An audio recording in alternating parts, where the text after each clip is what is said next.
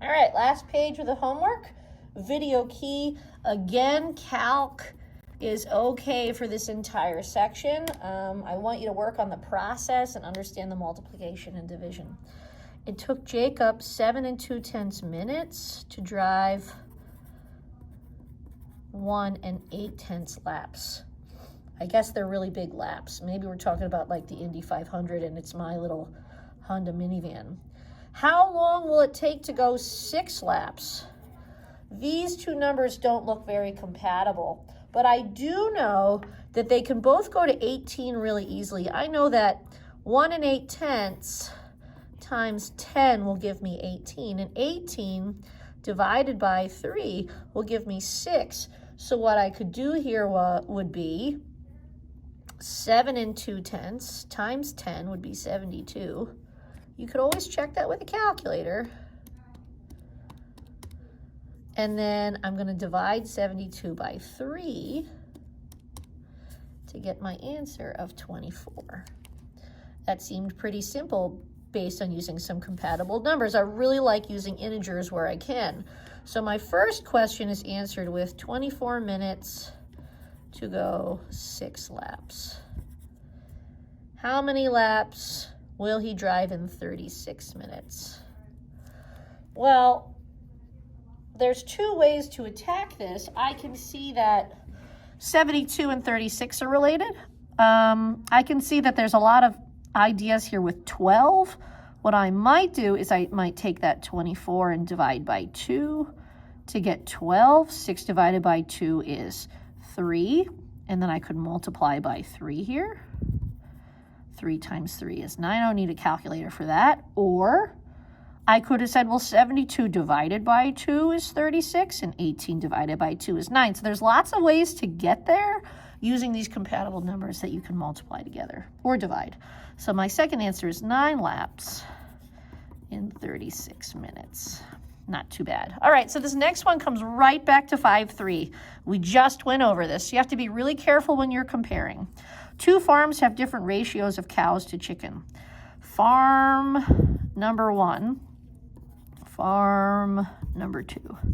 The first farm, so we're going to do chickens, we're going to do cows, and then we have animals. 372 chickens for every 84 cows. And the second farm, chickens, cows, has 63 chickens for 14 cows. Determine which farm has more chickens for every cow. This is so critical. This is what we're comparing. We're comparing chickens, so we expect this number to be different. This is the number that we're going to use to get a comparison, so cows needs to be the same. If we have an equal number of cows, who has more chickens is what it's asking. So I need to get 14 and 84 to a compatible number. That looks a little difficult. So there's a couple ways I could attack this. I could take this one to 2 and then take it to 84. That's not a bad idea. Let's try that. So I know I'm dividing by 2 to get 7. No, wait a second. I want to divide by 7 to get 2. I want to get this to 2. Because I know from 2, I can get it to 84. So I'm going to divide by 7. And I'm going to use my calculator. What's 84 divided by 2? I'm going to multiply by 42 to get to 84. I'm going to do the same thing with 63. So I'm going to take 63 and divide it by 7 to get 9. And then I'd take 9 and multiply it by 42 and get 387. Now, I didn't have to do anything with this one because I decided to find equal number of cows with 84. So here I can clearly see that when there's an equal number of cows, farm number 2 has more chickens. So my answer here is farm number 2 has more chickens to cows.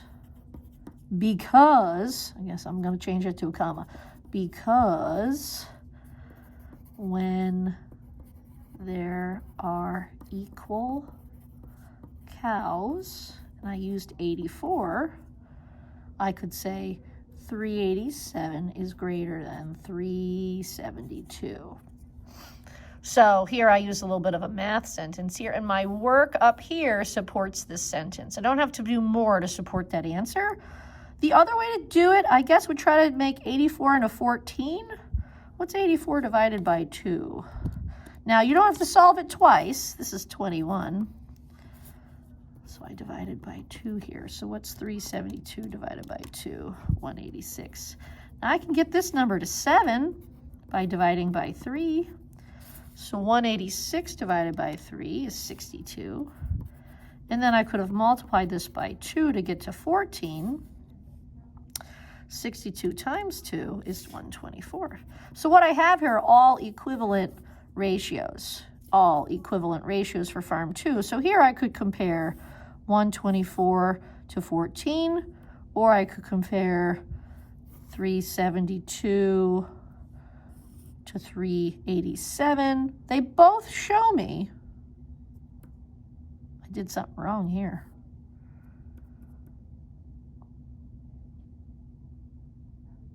I did something wrong here. Let's look at why.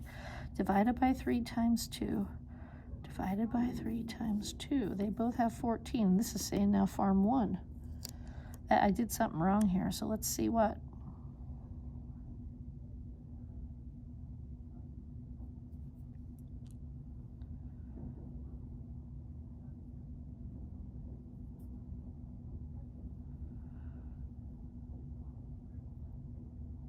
This isn't 21. This is 41, isn't it? 84 divided by 2. Yeah, it's 42. I divided this first by 3, didn't I? 84 divided by 3. Nope. All right.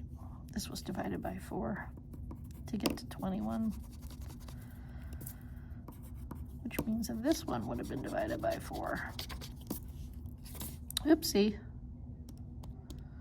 Guess I shouldn't have gotten fancy on this one. That would have been 93 divided by 3, which is 31 times 2, 62.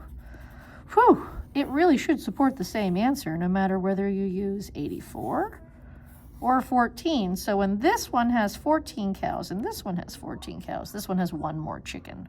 This one has 84 and 84. This one has a lot more chickens. That's because the ratio is there. So apologize. I had to go back and figure out what was going on over here. I was dividing by 4, so I didn't do something that was equal here. Last one, again, 5-3, the first pool. So pool number 1 and pool number 2.